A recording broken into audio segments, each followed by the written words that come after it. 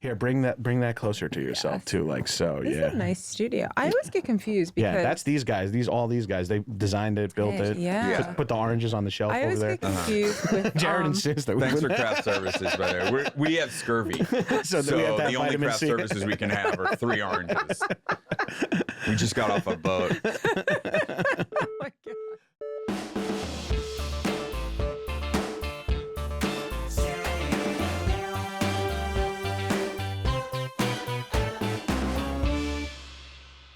Back in New York, back in the New York groove, as they say. How are you feeling? I feel great. I love it.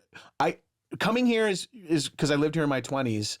I'm kind of like regressing, but in a positive regression where I'm like rejuvenated. I'm 26 again. I'm gonna walk and get this. That's why people live here, because you end up putting that into your daily life, and then it kind of like reinvigorates you every day. You know? I've already got, today's April 2nd, and I've already got more steps in April than I ever have in March. Yeah, no, it's true. It's true. It really is. And, and also, and this is something I want to talk to our guests about today. I wonder if like living in a city like this with this much stimulation is good or bad for your brain. I bet you it's like too much can be bad, but I guarantee getting on the subway, seeing people, all weird smells, all that stuff is got to be good. New sounds, it's like traveling. Someone told us traveling was good for your brain the other day. It's like, I feel like that's what this city is kind of like. So I'm not surprised to hear that you're feeling that way. Right. Yeah. And then also like it's out of my normal path of commuting. I'm on trains rather than in a Subaru. And I'm doing all these like different things. I told you should have brought the car. I may drive it across the country. So I would do it with you. Hey, and if you want 15% off your Subaru, use promo code Staying Alive. John and I are going to be driving. That's such a shitty deal. Shitty deal. 15% off a car is a lot. I thought you said 15. That's still a lot of money. John and I are going to be driving a Subaru across country and podcasting at your local breweries. It's a hell gig. Yeah, it's a hell gig, and that's exactly and I'll do what it. I'll sign doing. it right now. Well, enough of our bullshit. Let's get into a professional doctor's bullshit. Yes. Yeah. Dr. Heather Berlin. Thank you. They might have to move that back to where we took a pause, but it'll work. Dr. Heather Berlin. Dr. Heather Berlin. Don't edit this. Just make this the thing. Dr. Heather Berlin. Hey, Siri, play the episode of Staying Alive with Dr. Heather Berlin.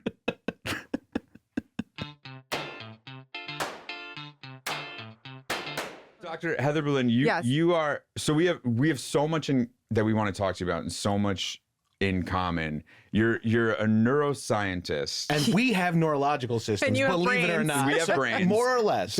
Kind of. We have one brain between the two. But you're also an improviser. Mm-hmm. And one of your main focuses is impulse control.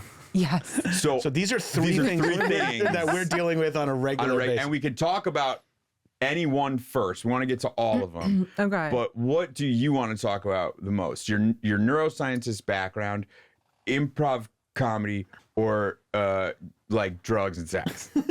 I like all of the above. I mean, I wouldn't call myself an improv. I mean, I've studied the neural basis of improvisation and like sort of spontaneous creativity. Ooh. Oh, okay. That's what an interesting. Well, we have a to... combined 45 years of improv experience, which is almost like worth nothing anywhere. It's worth but nothing. Potentially, this conversation in my lab, it could be worth a lot. Yes, bring us in the lab, dude. Like put me in a cage. How much would we get? How much would we get to be in a cage and shit on newspaper and drink from a little bottle? You'd have to pay me for the privilege to explore your brain. No. I'll tell you, if you gave us $8 each, that'd be more money than I ever made doing improv. More than I'm making right now. It's very fun. But no, we used to have I did an off-Broadway. I did an Edinburgh Fringe Festival show. Oh yeah, yes, of course. And I've never been, but like oh my God, it's one of those shows coming up in comedy. It's when you hear someone has an Edinburgh Fringe Festival show, you're like, oh well, they're very smart. They've got something figured out. Yeah. No, it was amazing. I mean, so we did a show it was called Off the Top, and it was about the neuroscience of creativity, improv, and improvisation. And each day, and we'd perform each day, but we'd have a different comedian come and do like a 10-minute set, and then talk about, what we know was happening in his brain based on, fMRI imaging studies that were done previously. Whoa. So talk to us a little bit about this, because I'm very curious. Wow. Because one thing I feel like I'm getting some mental health and mental wellness, brain protection, neurological protection from doing improv, from constantly creating new synapses or constantly having conversations that I don't know where they're going and like currently. And I feel like it's low key kind of good for the brain to keep doing that. But talk us a little bit through what your studies have shown. Well, I mean, first of all, life is improv, right? Every conversation we have like a... Life's a Harold. Life's a Harold. We're only in the second Ali piece, baby. Faranakian, may he rest in peace. I don't even know who that is. He's an improviser who is alive. Very much alive. Very much alive. Oh God. But yeah, so I mean, we're all improvising all the time, but this when you're on stage and you're doing it in front of an audience, or you're doing it to we call it spontaneous creativity. These studies were done. They looked at I have nocturnal creativity. Spontaneous nocturnal creativity. Oh, I wake up with bad ideas. Do you keep them or throw them away? No, so there's neuroimaging studies done with first it was like people who did jazz improv. And oof, that sounds horrible. It was pretty interesting. They had to be in a scan, so using fMRI, which is functional magnetic resonance imaging, which basically just looks at blood flow to different parts of the brain in real time, which is a proxy to neurons firing, right? The more the neurons fire, the more they need blood to support them. So we're looking at brain activation in real time. And when you do an improvised piece versus a memorized piece, you see that during improvisation, there's a unique pattern of brain activation. And you see that in jazz improvisers, in freestyle rappers as well. We're also those. But come on, how freestyle are they really? I mean, is Lil Dicky truly off the dome? Come on, Lil Dicky's been in the mirror working on all those things, You would think, but what you do is you spontaneously throw them like images or words or stuff that they have to incorporate into the rap. Okay, and so you have to know that some of it. Because sometimes we would do that improv, like exercise warm up, like in the backstage area. Yeah, and that is kind of like there is something to that. Obviously, the art of the freestyle rap is kind of convoluted as to who has actually got some bars pre-written or anything like that. Yeah. But this, you're saying in this exercise, in this formula, you're throwing stuff out, people are freestyling, and you can see that the brain is flowing, the neurons are firing in a different area than if they're just reciting Eminem's Rap God. Right. So you see swear I also know black rappers. There's a different pattern. Okay. I just don't listen. I'm calling Uncle bullshit. Cracker is my I'm only. calling bullshit on that. What's his name? Large Wayne. Yeah, dude. I've seen your Spotify top 5. It's all Jelly Roll. Jelly Roll is not bad. But so okay. So you see a unique pattern of brain activation, basically when people are in this sort of improvising state, which is you get decreased activation in a part of the brain called the dorsolateral prefrontal cortex, which is the part of your brain that has to do with your sense of self and with like conforming to social norms. So when you're in this state, people often say they lose their sense of self. They feel like, they're in these flow states, like it's coming through them from someplace else. And it allows for the novel association between ideas because kind of the filter has come off. But it's not like it's random. Like when the jazz improviser is playing, he's not playing random notes, or the rapper's not saying random words. There's a structure there. I mean, there's still...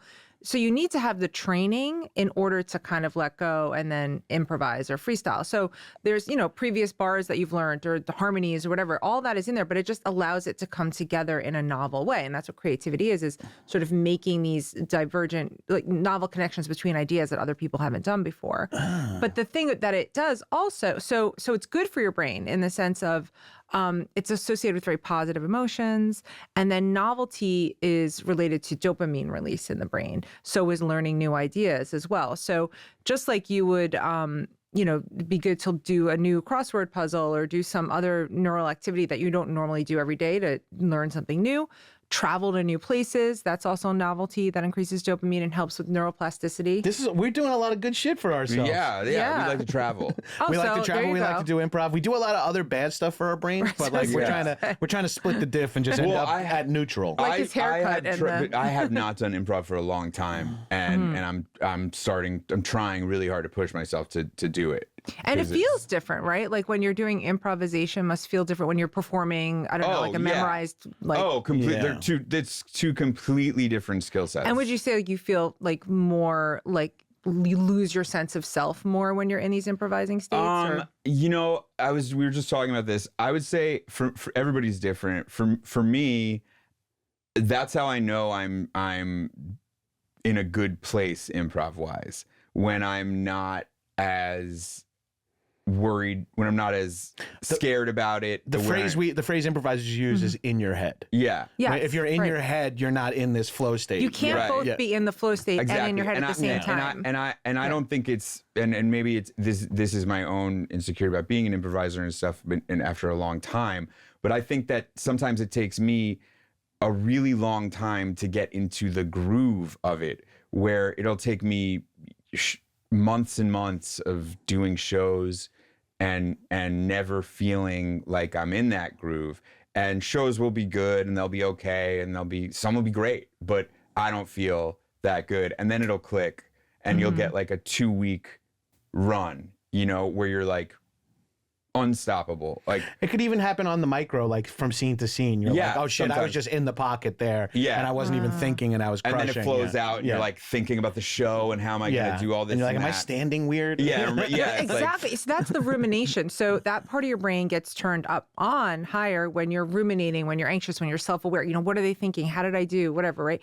And the flow state is you want that turned down. So it's like the minute you start thinking, how am I doing, that you automatically switch out of that flow state. Yeah, like, or that didn't work the way I wanted it to. Right. And then all of a sudden you're like like spiraling and stuff. That's sort of what the athletes talk about, right? Like you want to get out of, you want to be in that flow state. You can't be overthinking your dribbling. And that's your letting go and letting your unconscious take over. So I have a question. I'm going to put my glasses on because I feel is this a serious question? But, I have a question. Is there an argument to be made that the flow state and the creativity and the stuff that comes from that, while it feels good because there's dopamine that comes from like nailing it on the spot, it's still not as good as stuff that's pre-thought and taken a long time because of those other thoughts that come into your head? And it's like, do you know what I'm saying? Like, obviously, spur of the moment, improvising creativity, it's worth a ton. I'm not questioning its worth. But I'm just saying, like, is there an argument to be made on the other side? Well, I would say that you need both, and there are different types of creativity, and it's a balance. And so even in the moment, on this sort of micro level, when, let's say, you're performing in front of an audience, you do something improvised, and you're in this sort of, we call default mode network. And then you check in with how the response was with the audience, right? That's we would call, like, now your focus is outward. That's the executive control network, we call that. So you can switch between these two networks because you want the feedback. Oh, they're liking it. Okay, I'm going to go and do that. Or they're not liking it. I'm going to revise what I'm doing, right? So it's this iterative process between creation, like, spontaneous. You need to let go to be able to just have the initial ideas. Okay. That's our third co-host. This is a fake. No, it's all right. This is a fake. I'm sorry, Donny. Did you have something to say? We should really be miking Donny. If we're going to have him in the room. Artificial intelligence. No, he is. He's artificial. Chat GBT is motorizing him right now. So you can ask him anything. He won't answer because we haven't finished the. We don't know how to hook it up yet, but you can ask him. Okay. Yes. So, like, you're better at getting back on track than we are. I mean, I'm like, it's when because I also do therapy, right? So I'm a neuroscientist and a clinical psychologist, and sometimes Jesus, now we really need another thing. Hey, Ann, can we add an hour to Dr. Berlin's time, please? We got a lot of shit we got to unpack. Push back the GQ writer.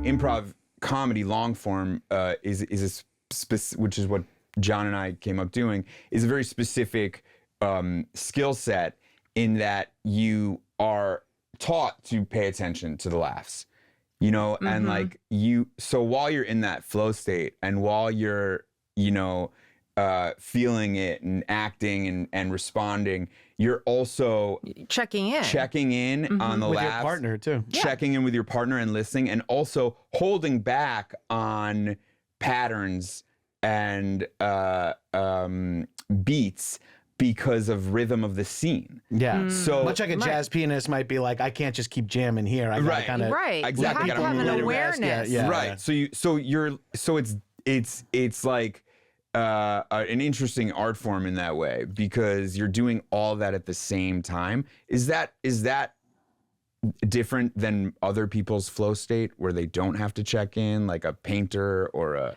I think live performance is different than people can get in the flow state playing a sport, you know, rock climbing, doing whatever, but you're not like completely out there oblivious, right? You have to be paying attention, like where is the next place I have to put my foot or whatever, you know. So there is this back and forth between the creation and then the checking with the environment to see how that interplays with what's happening and, you know, externally.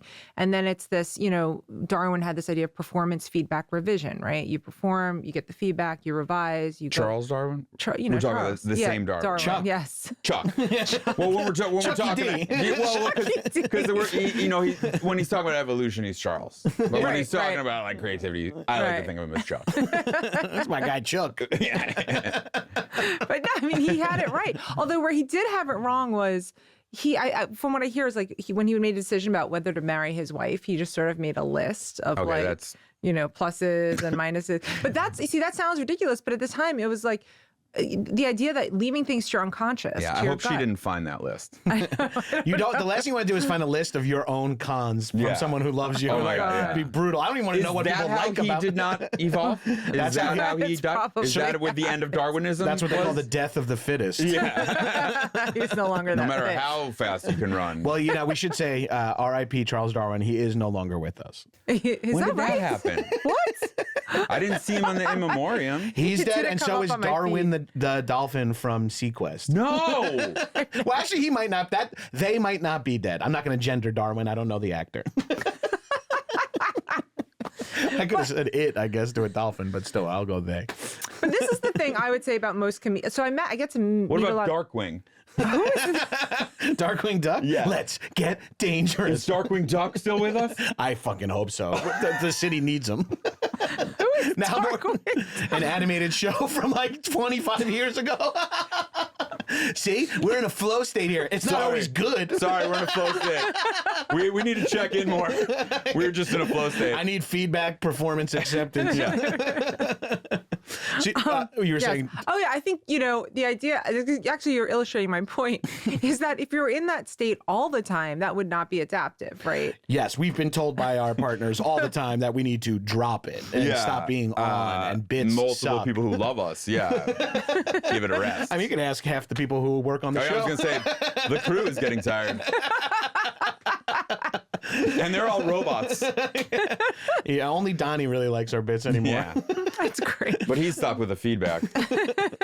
Now you just have to. Because there was no revision. You just like, have to be point? confident that Donnie likes it. Right. And who's Donnie? The Plant. The Plant.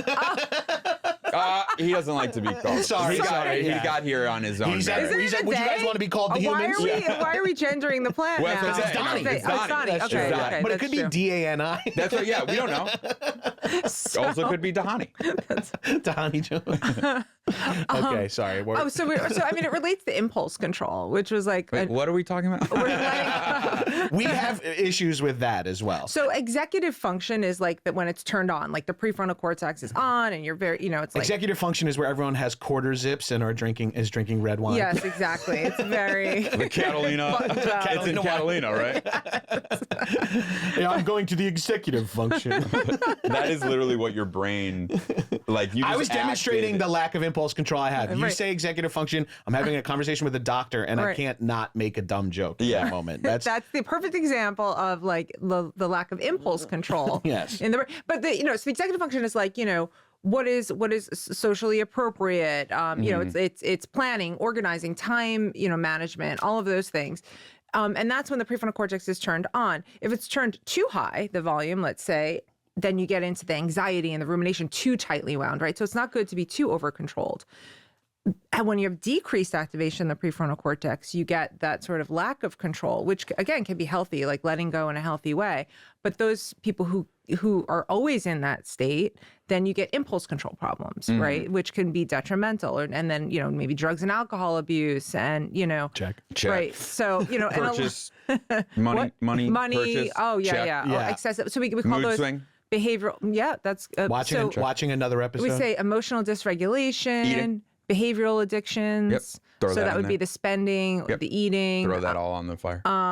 You know, it could be sexual promiscuity. Throw that in there. Throw that for sure. Pop that you in know.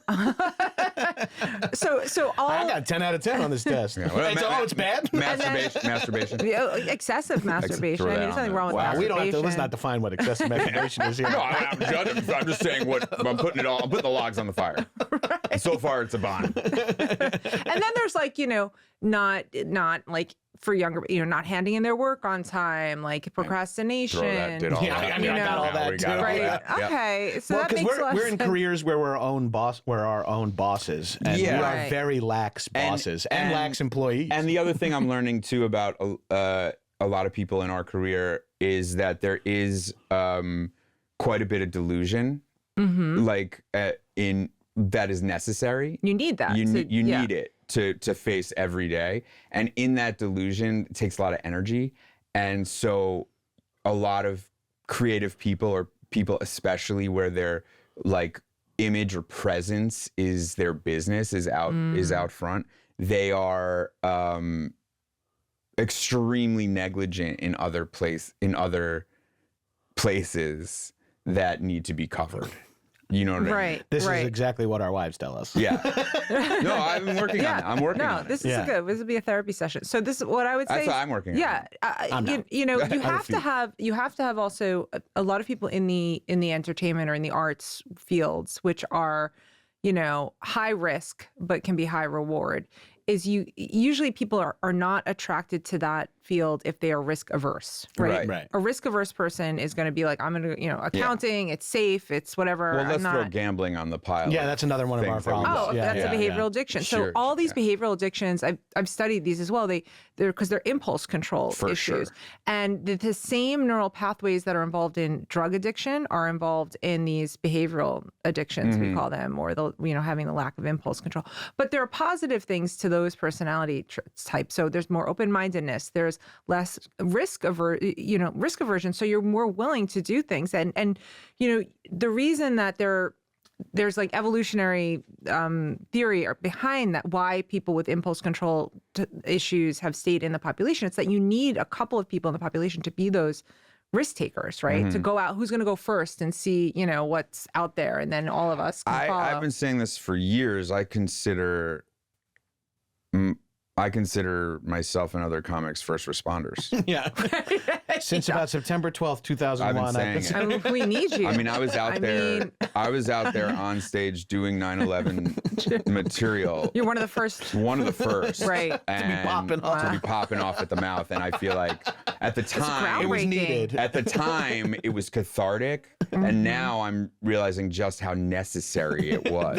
We want to just take a moment to stop down the show and say thank you for your service. Thank you for your service. Honestly, no problem. I'd do it again. Is there some way that I can have like a badge of this so I can get on the airplane earlier? Park wherever you want. Yeah. Is there some kind of like thing that I can? All right. I can see what I can do. Thank you. Yeah. Thank you for your service. Yeah, thank you. This is what I fought for. So something also I'm really interested in, and I've been writing about. So I'm working. My book will hopefully be out next year, but a lot of it is on impulse control. Thank you. It's going to be called The Fine Art of Losing Control. Oh, okay. And one of the chapters is on the effects of fame on the brain and how fame affects people and why they want it and what happens when they lose it. And, because so interested in that. The nucleus accumbens, which is for a friend. Yeah, right. Obviously. But, I don't have to worry about that just yet. Yeah, right. This guy is so famous. He downplays it so much. Right. I would say the ratio when we're out to dinner is 10 to 1 he gets recognized over. Right. Yeah. I will say downstairs when I checked in, they were like, going to see Adam? And I was like, yeah. Oh my God, they said that to me too. Yeah. What is that about? I'll tell you why. They're all fans. They go, yo, tell him that ask him to tell me what's going on in Sonic 4. But I was like, and I go, no, I'm going with Adam to talk to a neuroscientist. And then they go, he's a neuroscientist? I was like, okay, guys, hold on. Let me just, him and I host a podcast. Now I'm explaining my life to 3 security guards. But it was funny. They were like, yo, he's going to see Adam. They're like, yo, Sonic. And they all were talking about it. But 3 different security guards. That's so nice and amazing and so great. But then you have the flip side of that, of like anybody. Last night I was at premiere of a movie that I'm in with our friend Rosebud Baker. Oh, heck yeah. And we were standing there and one of the people who runs PR came up to me and was like, hey, I worked with you on a PR for a show like a couple years ago. And I was like, oh yeah, man, how's it going? And he goes, good. What are you up to? And you were standing in the film? on the red carpet. You were in the film. Yeah. Standing on red carpet. I'm like, what are you up to? I was like, oh. And like, Rosebud started hysterically laughing, like audibly laughing. That's funny. And I was like, I didn't know how to answer. So I just took this like comedically long pause of like, like, cause like, what do you say? What do you say? You know? Yeah. So it's like, and that stood with me all night. I'm getting real into chicken tenders. Yeah, it's like, what am I up to? What am I up to? Like this. Have you seen the marquee? This is what I'm up to.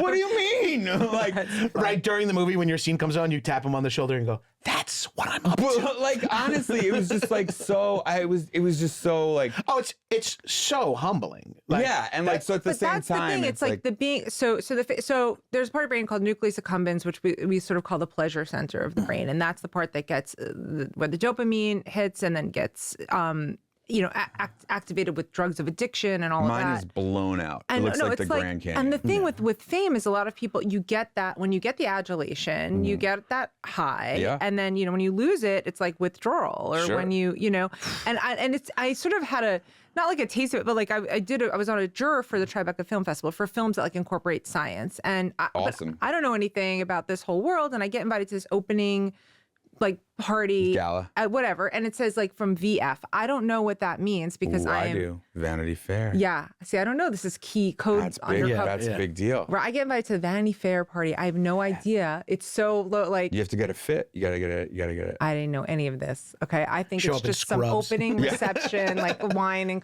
like cocktails, whatever. Right. So I come straight from work. Yeah. But I mean, I'm just wearing like whatever, skinny jeans, a little shoe boot, and like a cool T-shirt. All right. Okay. Underplaying it. VF might like that. Oh, excuse me. No, you're allowed. You're allowed. I pull up and it's this red carpet, like hundreds Anna of Wintour. Yes, it was like Governor Cuomo was there, and there's Harvey Keitel and Robert De Niro, and I like you can't get in without walking down the red carpet, and so the person ahead of me, I don't know who they are, some model, beautiful, and they're all taking pictures, and then I come strolling along, and all the photographs guys go just yeah, and been there. Like, yeah, that's okay. That exact thing happened to me at the MTV Movie Awards. That happens. It was all the time. Crazy, and I was like, okay, I guess that's what that feels like. But at the end, what happened at the end of the day is I played it off. It's all about perception, right? I mean, I know this from psychology. So it was like, actually, I was so cool. I must have been.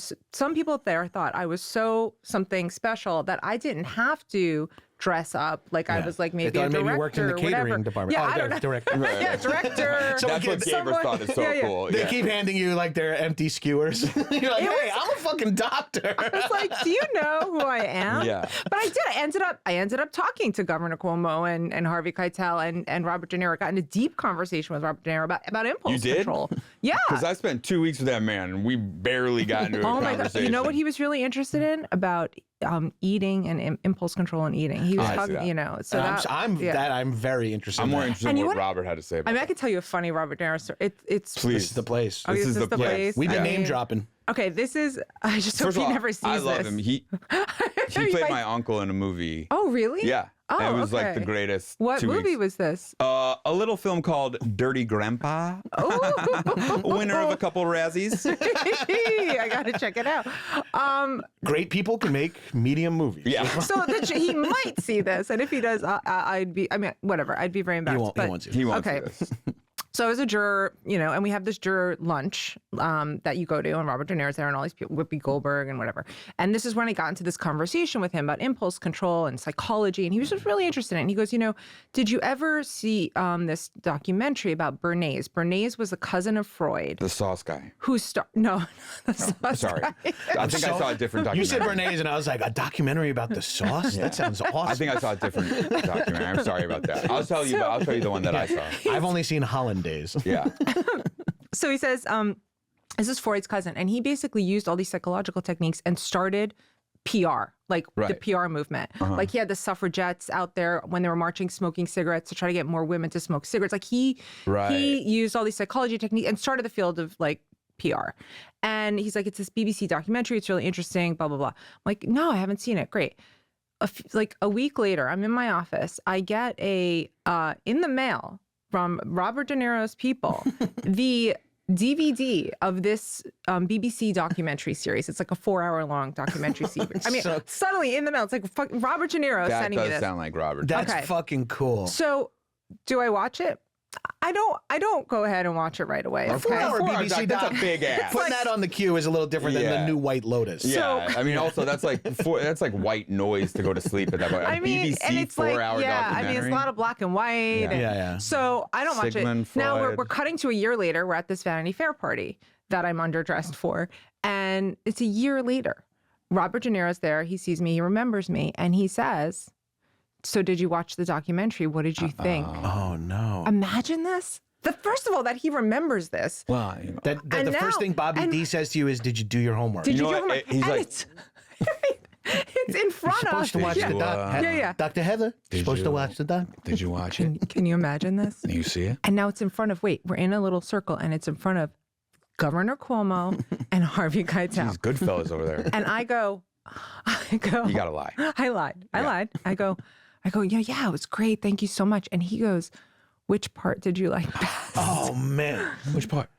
Yeah, which I got part nipples. Can you milk me? Yeah. Which part, fucker? did you like best? Which part did you like, fucker? He knew. Yeah. He got and you cornered. I said, oh my God, you know what? It was so long ago. Like I don't remember, whatever. I tried to get out of it, right?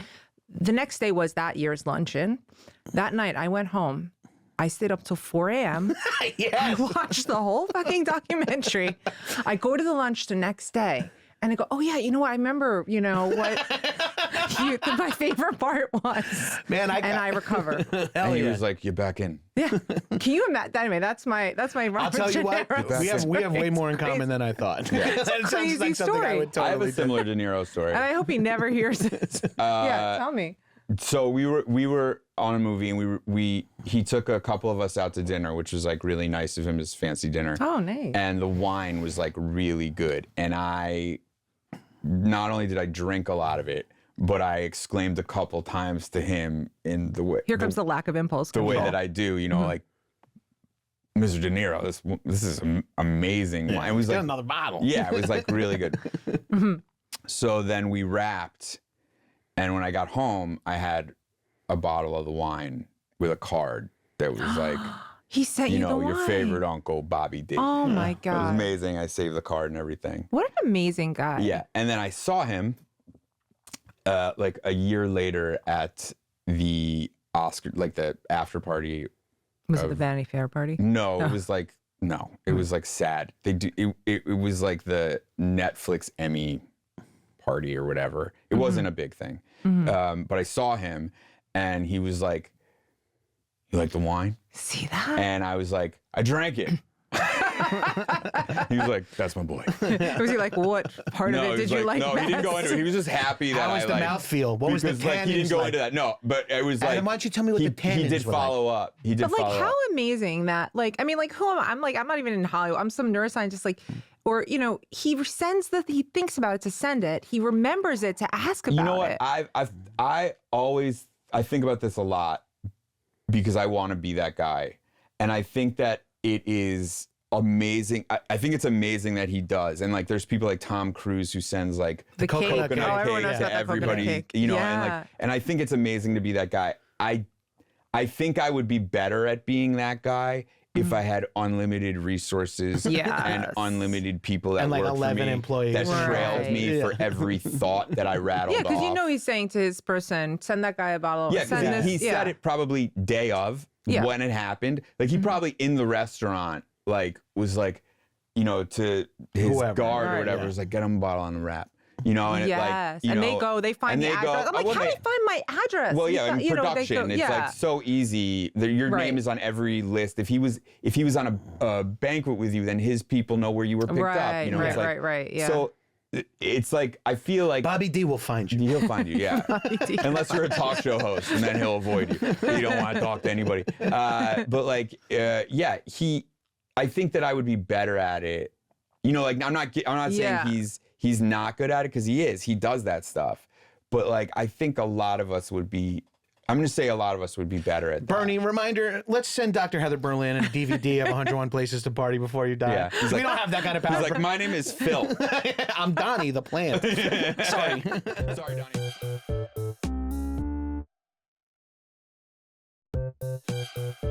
Well, I have to say, also, a lot of the comedians that I met, every one of them was like, either had anxiety or depression. There was like, I really do think that there is a higher rate of mental health issues for people in the industry. I think you bring up an interesting point about the dopamine and the flow state and the adulation and the fame and all that, because there is, you know, like, you know, when you go out for a big night and then you have anxiety the next day where you're like hungover and you're like, oh my God, did I say something wrong? Or did I, you know, and it's really just the alcohol is, it's like a little depression, a little undersleeping, a little exactly, like, all those what the things. fuck happened? Yeah. So like, you go on stage and you achieve that flow state, you know, and you are like getting that adulation. It's a very similar feeling to. Oh, you feel like hungover after? Well, when you're not getting it. You go right away to not getting it. You go right away. Yes. And it's like withdrawal. And so I think that the quickness of it really does like tattoo your brain a little bit in a way that leads a lot of comedians to feel depressed when they're not on stage, and then seek it out drugs, and right alcohol. before, and then I was gonna say the flip side of depression is like, so your job is a comedian, you love it, you want to do it, and then what happens right before we go on stage, we're super anxious. Yeah. We're nervous, and we're like, we shouldn't have done this. You know what I mean? It's like, what the fuck am I supposed to do again? I don't know how to do this. What's the bit? And so it's like that pattern, I think is truly unique. It's hard on a body and a brain and a mind. Yeah. I don't know if it's been studied, the effects of it, but I do think it's singular to like performance. I also think we attach a lot of performers attach value and validation to their success, but I also think on a smaller, going purely for comedy, when you're making other people laugh, you feel amazing. Or when you're being funny, you feel amazing. Euphoric. But that's not something you can do all day, or you're not supposed to do it all day. Yeah. So for the 6 hours when you're not, and you have to kind of just live your life, you're like, this is not nearly as fun as having 30 strangers think I'm funny. But they did do a study with comedians who were creating, so it was the sort of thing where they would give like they put them in a scanner looking at brain activation. They would give them like a New Yorker, like, cartoon, and they would just say, come up with a good punchline for this.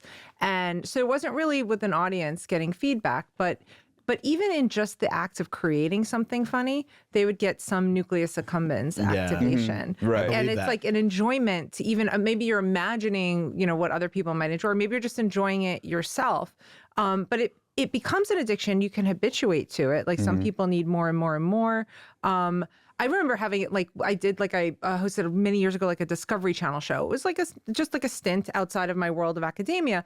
And I'd never done anything with television before at all. So it was all like threw me into the whole thing. I had no idea what it was. And we're on the road. We flew around the world and met these like superhuman people. But I remember like the second I would wake up, there was like a person calling me. Okay, like the car is coming. Like there was all these handlers. I'd get to set. Do you need stockings? Can I get you a coffee? Whatever, right? Like, and that went on for weeks. You had all these kind of like handlers and people who like just cared about your every move and the hair and the makeup. And then the shoot ended. And it was just like, it went from everything. Get your own coffee again. It fucking to sucks. nothing. Right. The next day, it's like, get your own way to the whatever, and nobody gives it. And I was like, and I remember I felt that little bit of like, wait, where is everybody? And then I was like, thank God I have my actual like real job to go back to, and I have like a purpose and a meaning, and I'm doing research and all this stuff. But I was, for a moment, I could imagine if I didn't have that to go back to, what that would feel like. And then you're just sitting there in like this no man's land. Where is my next gig? When am I going to get that lifestyle? I could never. You're looking at it. That's hardcore. Yeah. And so you get the highest highs, but then you also get these lows because there's no. So like I wouldn't quit my day job. You know, I really like that. Yeah, no, it solid, takes a lot. As I was saying, it takes a lot of delusion to be like this. One day it won't be like this. You have to be. There's also something about finding the happiness outside of that. And that's a very difficult thing, because when you identify so singularly as like a comedic performer and you want to make people laugh, and if that's the only way, but then you go on vacation with your family and don't do bits or sets for like 2 weeks, and you're like, am I getting depressed? Vacation is supposed to be the most, and I'm like, I miss this, and I'm like, okay, I need to find happiness. I need to achieve it, quote unquote, outside of my framework of comedy, or else I will be unhappy. Like I will never achieve, like, it's too much to ask of me to be like, I'm only happy when it rains, you know? Right. Like I can't be that. There has to be happiness in other areas, or else it's a recipe for sadness, basically. Right. Because so I found ways in my life to like chase the novelty and that, and it's like learning new things, experiencing new things, trying new stuff, like all these things that bring me joy. I purposely seek them out to try to find joy outside of this specific framework, because then you also get in your head about like, what if people stop wanting to see me do comedy?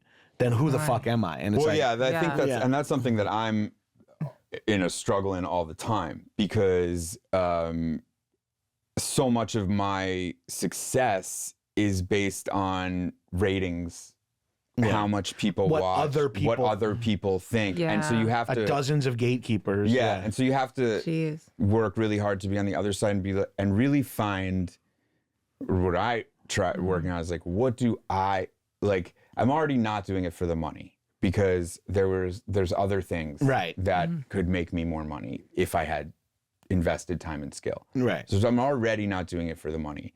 So I have to like stay really true to that like kernel of artistic, I wouldn't call it integrity, but like artistic passion. You have to find joy. the joy in the process. Because if it's only the paycheck that gives you the joy, you're like that's nothing. That's nothing. Or the feedback too. Yeah, exactly. Like, and so I think you doing a special, like you doing your tour and your special is like in that wheelhouse of like, you're like, this isn't necessarily super commercial, but even the process of doing this is bringing me joy. Exactly. And you have to, because if you don't do that, then or at least you don't have to, but I found I have to, because that becomes like, at least I have a day job, because then I know, well, this is what I do, is something like this. Well, it feels good when you get a fucking no and you're like, well, that's great. I'm working on a new bit that is killing. And you get like, a million no's. Right. But it's like, having that other thing to focus on, whether it is I'm writing a book, I'm trying to learn how to do a handstand,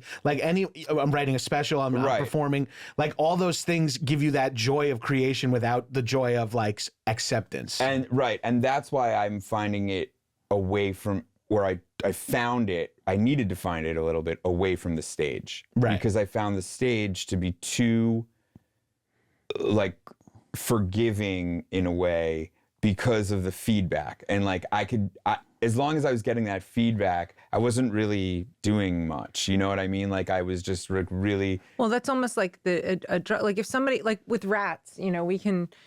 I love this. People call me a rat all the time. Well, pizza rat, to be fair. It's a compliment. Bagel rat. I mean, we're all. Your pizza rat. Pizza rat and bagel rat. That's our two New York animated characters. Well, I will say when that rat crawled across the platform with the pizza, I was like, I wish the camera gave it a couple more seconds, because you knew there was one with a bagel behind it that was like couldn't quite carry it as well. It was Hey, Rick, come on, brother. and he's like, I'm trying. It's stuck on the tracks in a poppy seed. It's got everything on it. Oh, scrape it off so we can move quicker.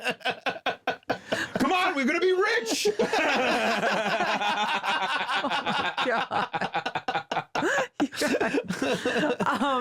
Okay, so you take a rat, right, and you plant. You are a fucking pro. Yeah. I was like, what were we talking about? Thank God we have you Was here. it bad? Are you gonna get your own serious show now? I think we leave Do we and you just get interview the fired? GQ, right? Have you ever done ketamine on your show?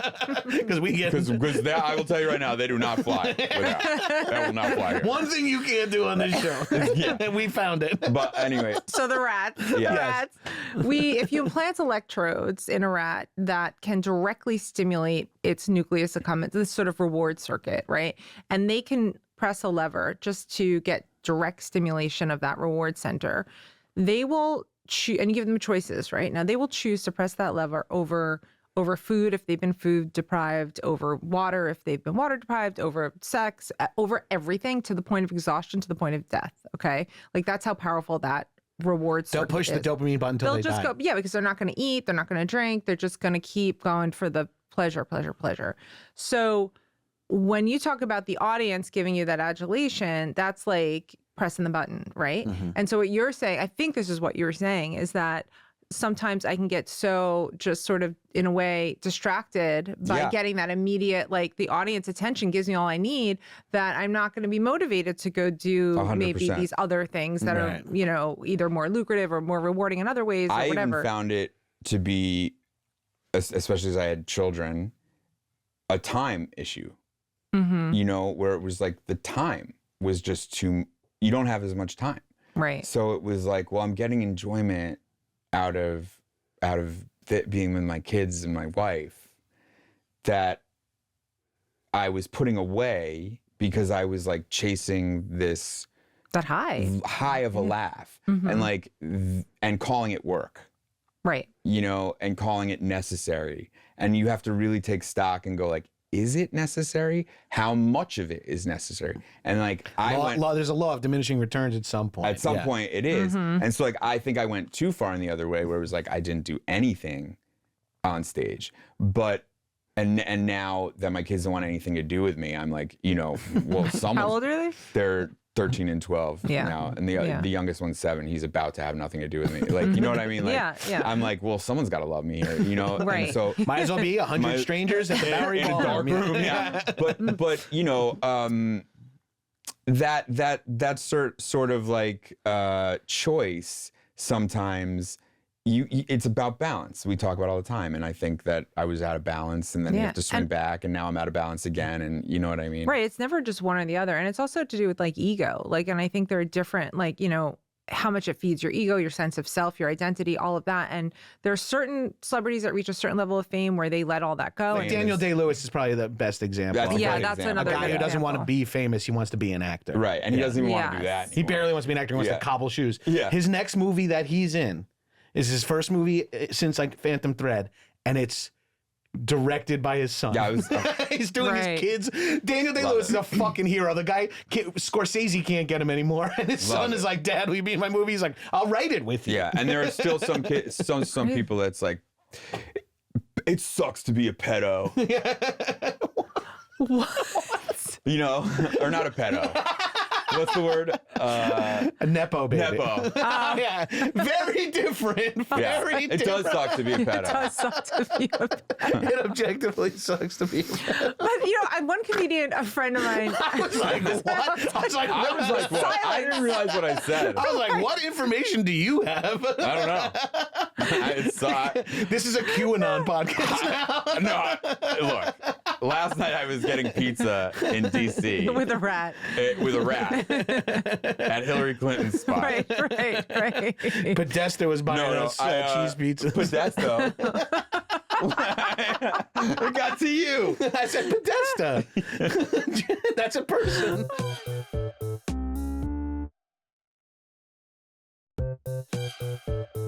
Dr. Berlin, we ask way off all our track. guests Yes. this. Mm-hmm. What do you do to stay alive? Oh, wow. What do I do to stay That could be alive? physical fitness, mental fitness, something that brings you peace, relaxation, or... I guess there's a couple of things. Usually there's not is. just one thing. Yeah. Okay, there's the physical health and then there's mental health. For my physical health, I try to do all the things we kind of know, which are kind of cliche at this point, but eat healthy, brain healthy foods. What does that mean to you? What is that? Yeah, what is that for okay, you so, specifically? fruits and vegetables, things that aren't processed, with a lot of unnatural sugars. Can I ask you a question about Yeah. that because that said so much, and I feel like sometimes it's hard for me to understand what processed means because everything seems processed. Well, if you think about how many steps it goes through from it being growing from the ground to on your plate, the lower the amount of steps is probably the better. So when you want your milk pasteurized, you want to get rid of some, you wash your food. Like there's certain things you want to sort of, if you want to call that a process, but when things are, artificial sweeteners and ingredients and it's ground down and it's mostly, corn syrup and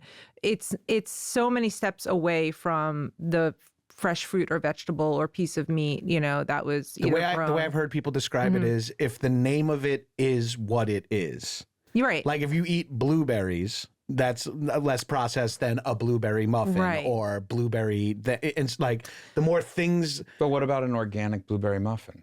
Well, it's still processed to make it into a muffin. But then I'm now. Well, organic is Michael Palin. I met with him, interviewed him he's written a couple of books on this, and he's also written a couple of books on hallucinogens. He has indeed. Yeah, he has indeed. How to Change Your Mind. That's right. But his main thing was about food and processed foods. And, it was weird when his wife was the vice presidential candidate.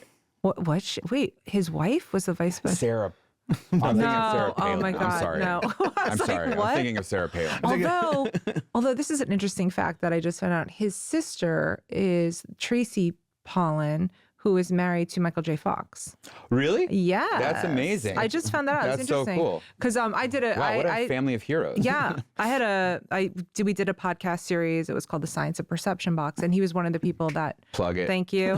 Which was actually the #1 science podcast on Apple. Get the fuck out the way, Dr. Berlin, because here comes Staying Alive. Yeah, sorry, Dr. Berlin. I don't think we're considered really a wellness podcast. It's a science podcast. Yeah, it's well, far we're different definitely not categories. science. This is in the science. It was the #1 in the science category. No, so. you're toast. We're not competitors. Look out.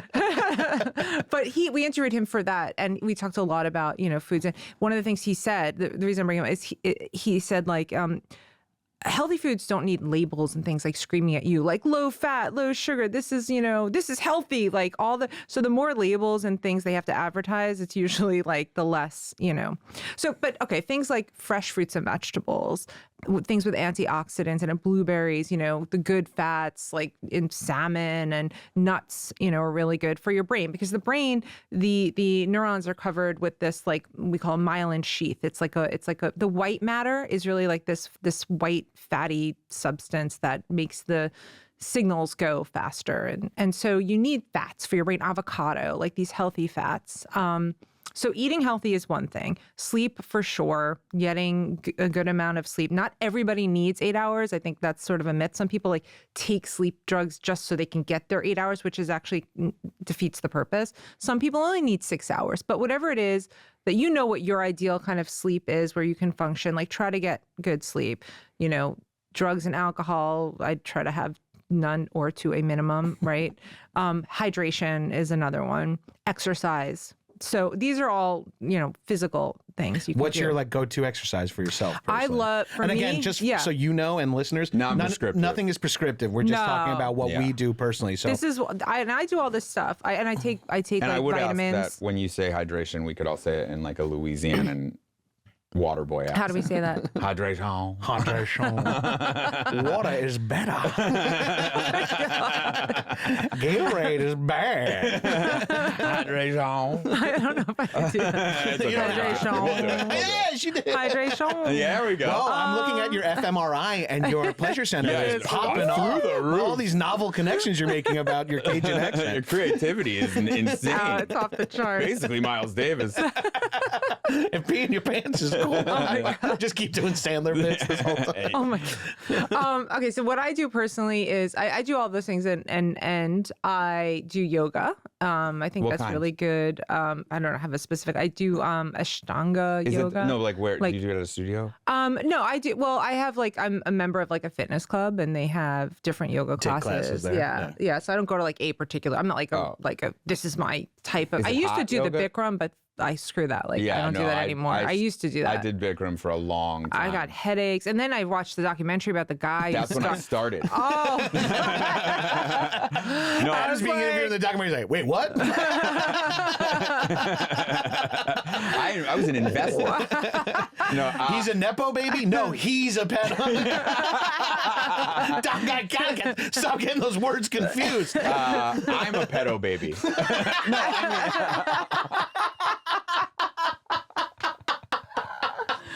I did Bikram. My dad became like super into it. He's like a health nut. And then after my mom passed away, he got like insanely into all these exercises and became obsessed with Bikram yoga and was amazing at it. Was even like teaching classes. Wow. And I loved it. And I never got the headaches or anything, but I never got into shape.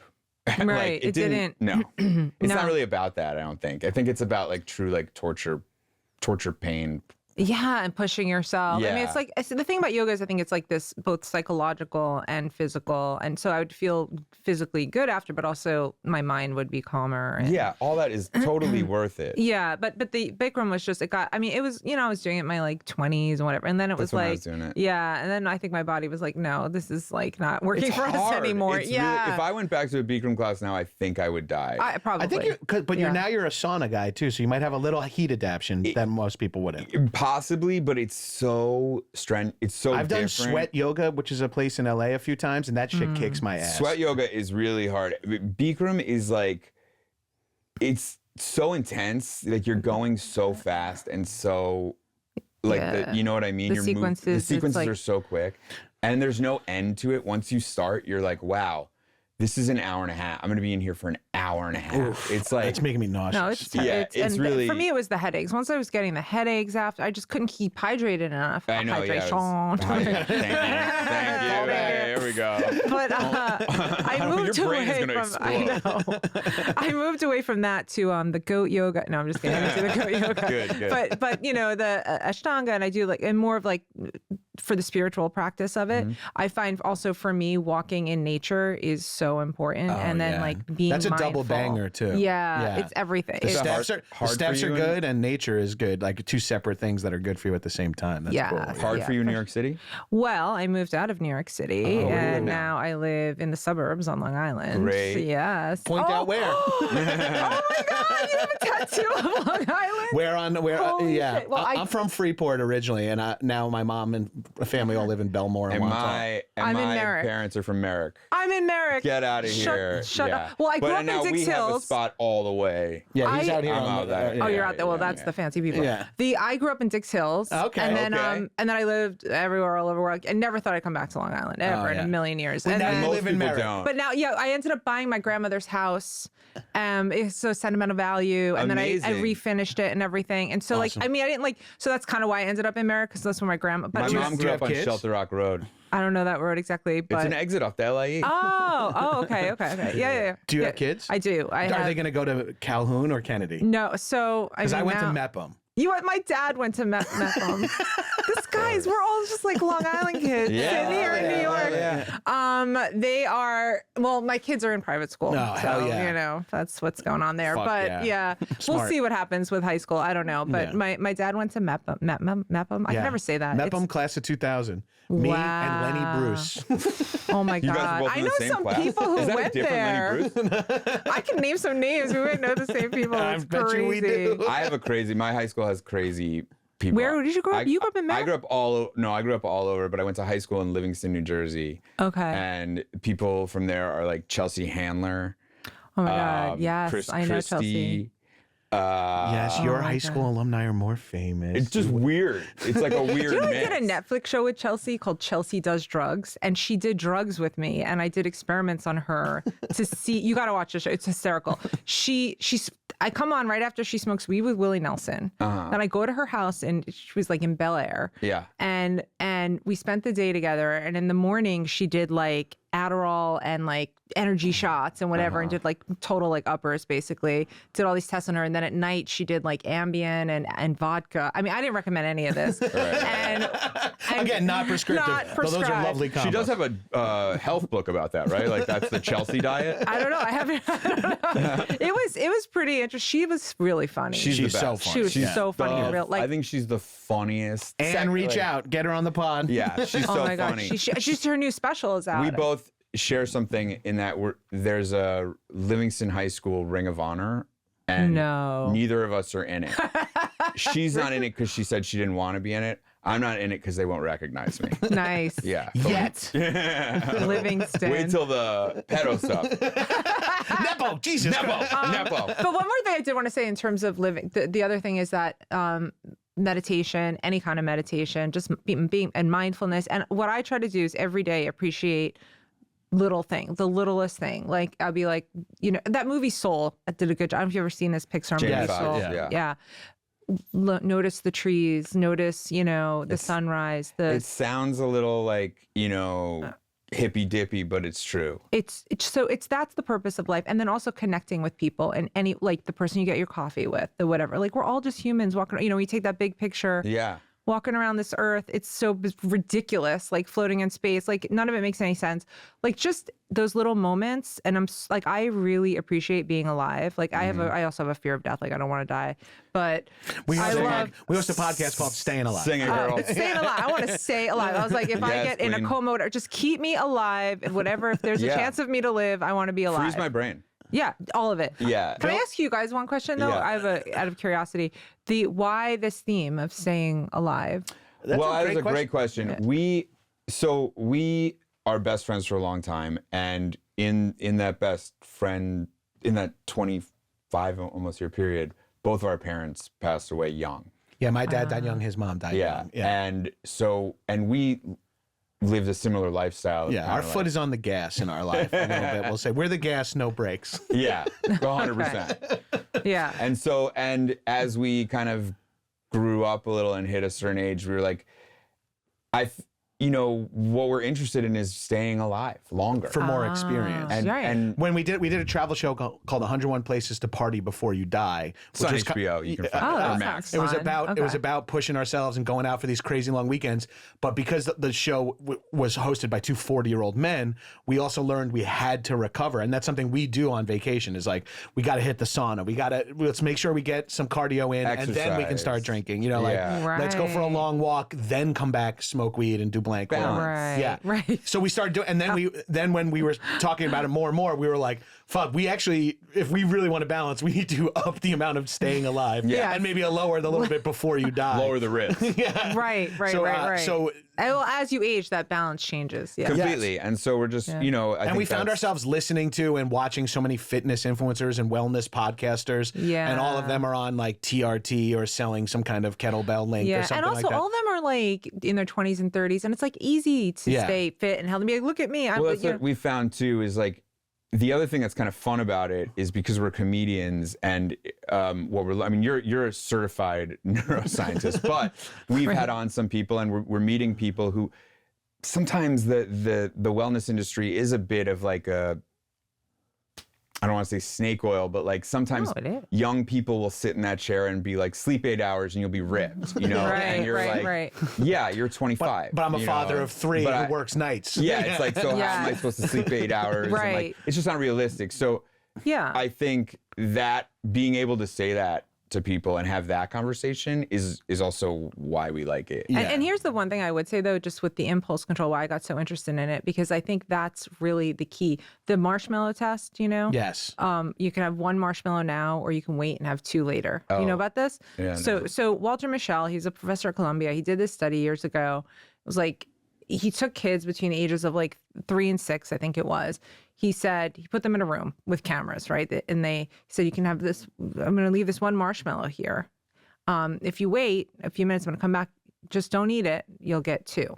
And he leaves the room, and then he leaves the camera on and watches what these kids do, right? Some of them, it's hysterical to watch, actually. Yeah, you know, some of them are like hard. freaking out, and they're struggling. Some like just like, fuck it, and they just like eat it, whatever. And some can just sit there patiently and wait. And then he followed these people up throughout life, and he gave them a bunch of, looked at all their like their BMI, you know, their body mass index, their marital status, job attainment, all these measures of like success in life. And then he had all these measures. He didn't just give them that marshmallow test, he gave them a bunch of other tests. But the thing that predicted future life success was whether they passed this marshmallow test or not. And there's been some controversy around it. Like, let's say people who have scarcity in their life, like actually it's a better strategy to just eat the 1 marshmallow because you don't know that the future is going to come. Right. So there's some like socioeconomic issues with it. But in general, it's a measure of prefrontal cortex function, right? That's the brake system I was talking about, that it's not fully developed until you're around 25. So kids don't even have it fully developed. That's why it's harder for them to have impulse control, but also they're more creative because there's less of that filter. But what it shows is that those who have more self-control, that scales up to all these other things. Like you're in college, okay, instead of going out and partying, I'm going to stay home and study, and that's going to lead to like better grades and then a better job, and then right. So impulse control in that way really does correlate with life success. But people who are too over controlled, that's also negative, right? Then so I talk about there being a dial in your brain that you want to turn it up or down. That's what you want to be able to control. How much do I rein it in, and it's healthy to let go in a controlled way. Yeah. Too much letting go, not good. Too much control, not good. But just the right amount is where I think you live a healthy, balanced life. A classic split the diff scenario. Mm-hmm. Yes. Well, yeah. But if you tend toward everything in moderation, if you tend toward being more impulsive, and then you have to kind of push more toward the other direction. I am like a fucking sea captain trying to turn this giant fucking wheel towards impulse, like controlling myself a little bit. And just a little bit more, right? But you don't want to go all the way. And then it's, you know, you get the neuroticism and the, you know, anxiety, and it's like people, they can't, like, it's really bad the other direction too. Right, OCD and that level. I mean, I struggle with some of that. You can have both. So you can have compulsivity and impulsivity. So compulsivity, it's like compulsivity is doing something to avoid something negative. So like, let's just take OCD. Like you think, okay, if I touch this thing, I'm going to get like a disease. Right. So I'm not going to touch it. You're avoiding it to avoid something negative. Or you're like, if I flip the switch 3 times, that'll avoid something bad happening. Okay. Impulsive is more like chasing a high, chasing something positive at the cost of whatever the negative consequences are. So you're like, I'm going to have this marshmallow now because it tastes good. That's regardless of I'm going to lose the others later. So I'm going to stay up and watch 1 more episode, even though I know I need to get up early tomorrow, and I'm cutting into my sleep that I want. That's impulsive. Yeah. Compulsive is like, you know, I don't know what you do that's compulsive, but I can. Well, I have the im and the com. I'm the what? I'm impulsive and compulsive. The way you said it sounded a little the aim. It sounded a little nepo. You said I have the im and the cum. Yeah. Sounded a little nepo. I've got the cum now, dog. But like I got them both. I like really truly like am compulsive and impulsive. Yeah, and you can be both, and they intermix. So it's not like one or the other. Yeah. But... And then I have borderline personality disorder. So like. Oh, do you? I did my PhD on that. Yeah. Borderline. Oh, really? Yeah. I don't even think it's that. A BPD PhD? No. I did a BPD PhD ABC, on the OFC, which is the orbital prefrontal cortex. Thank you. Diagnosed with depression and ADHD. Okay, diagnosis. Yeah, borderline is probably, you're probably not. I think borderline gets overused with, just because if you have emotional dysregulation doesn't mean that you're borderline. I feel like I have depression and ADHD with emotional irregulation. Dysregulation. Yeah, but which is still different than BPD. And I have erectile dysfunction. And my therapist keeps telling me. Which you can stay for this. We want to bring up our sponsor, Hims. Shout out, use promo code Staying Alive for gas station honey packs. Ginseng Pop'ems. And no, we're not going to do honey packs on the show, but we can talk about them. I knew one day my PhD would come in handy to get me here.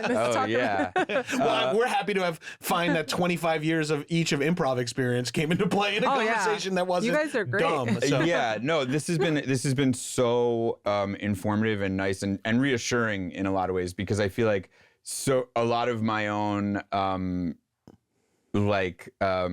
self-doubt about improv and stuff comes with the idea that it's like not worth anything, right? You know, and now to hear that just the exercise of it and just the idea of like getting on stage and getting the feedback from the audience. I'm telling you, that's helping us with neuroplasticity. It's good for your brain, definitely. And by the way, your brain is always changing, growing, developing, even though it kind of slows down with age, right? Like you think of like a piece of clay, it's really malleable early on and then it sort of hardens, but it's never fully, it's always, to the day you die, your brain is evolving and changing, whatever, and you can heal it, it can grow. So, you know, even if you lived, let's say, a hard lifestyle or whatever, had some concussions, like you can still do all these very brain healthy things, like the exercise and socializing and new activities and new ideas that can help increase your neuroplasticity, that can help, you know, you stave off the negative effects of the aging brain. So like there is hope, you know, and the comedy and doing improv is great. It's great for your brain. Improv and avocados. I'm going to save my brain in that old-fashioned way. Yeah. Oh yeah. We call that the burrito supreme. Some walnuts. Yeah. Throw some leave the walnuts out of the burrito, I think. He'll die in the health food store instead of the Taco Bell. That'll be. Fuck. I knew Taco Bell wasn't going to save me. But doctor, thank you so much for being here. Thank you so much for coming on. Having me. And when your book comes out, you should come back on the podcast and plug it again. And we'd love to follow up with you if in any way, if you want to throw us into your lab and let us run on the treadmill for a little, we would do that. Put the fMRI on our heads and see what happens when we do dumb improv. That looks like neither of them are currently thinking. That would actually be really cool. If we did a 2-man improv show, could you hook something up to our brains that you could read it the whole time? It would be different than fMRI, because fMRI you have to be solid in a tube, like in a machine. But we can improvise from two machines. But we could improvise from 2 machines, like as if we were on a radio show or something. Hyper scanning. If you do it with 2 people at the same time, that'd be interesting. You'd have to have 2 scanners. We call it hyper scanning and see the relationship between the 2 of you. We would love to do that. Yeah. If you ever, at your expense. Yeah. Right. I will keep you posted on this. There are some studies that are looking, and not specifically at improv, but at that interaction between 2 people and their also, brains. if it's only one machine, Adam's in the machine, we do improv together, and then I read it, and then we do improv, and then you do in and out. Yeah, but we would love to. I would love to see how it's affecting me in real time. Yeah, that sounds cool as hell. Okay. And we could do it at the UCB Theater on 14th and 2nd. It's pretty sanitary. They have 2 MRIs. Yeah. they also during the day are an open MRI. That's why your keys fly out of your pocket towards you when you walk past. All your money. Shoot. A couple $1,000 went that way. Yeah. All right. Thank you, doctor. Thank you so much. That was. It felt like I was talking to a cousin of mine. Yes, there was some wonderful person. Not only like highly informed, but and she was able to. Dr. Berlin was able to keep us on track. No, she was the 3rd host, really, or the first host. She was really more of the first host, but she was just delightful and getting to talk about improv on a like health level is very appealing to me too. Just retroactively justifies 6 nights a week for 20 years. Yeah, no, you're one of the healthiest people I know. I know, my brain is fucking plastic as fuck. According to Berlin. But like her name did freak me out at first, Dr. Berlin.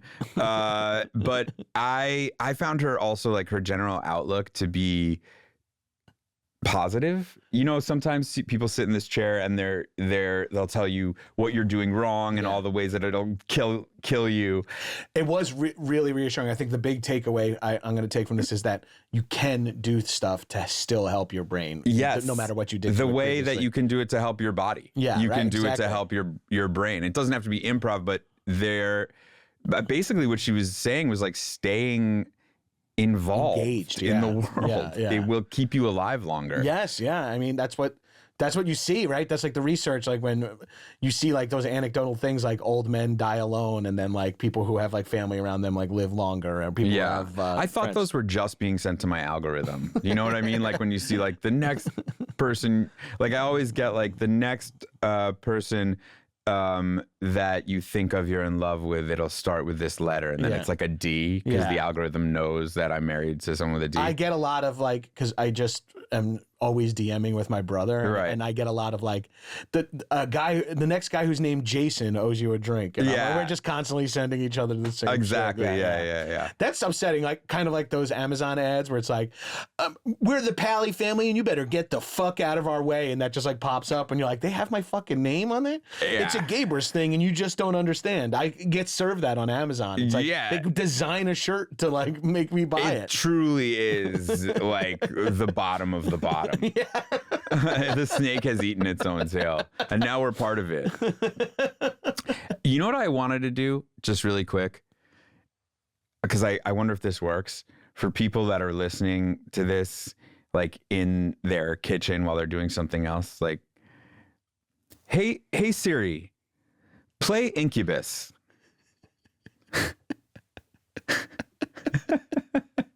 Do you think that would work? It might. Try it again, but like be loud. Be loud. Do it again.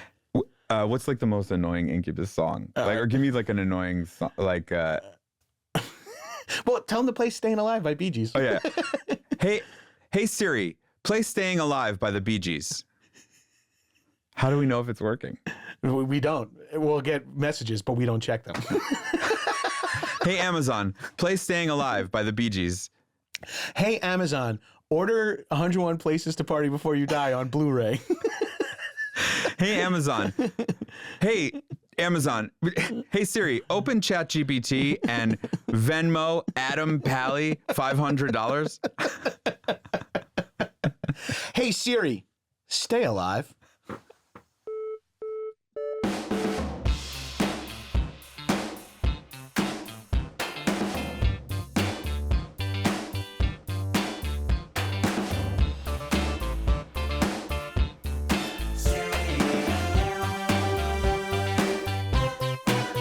Trust me, I started in I've been in podcasting for 10 years, and the fact that when I switched to video, I was like, I'm gonna have to start putting on fucking pants. I'm gonna have to start wearing a shirt. Used to just be pitch black. You could dress however you want. Now you have to remember to change your shirt in between episodes. Yeah, for me, I was like, I will not do a podcast unless I can change my outfit every time. He was trying to get it so that I did the talking, and he just kind of sat there and looked cool. I thought we decided that that's what it was gonna be. I'm bummed to find out that I have to give my opinion on stuff.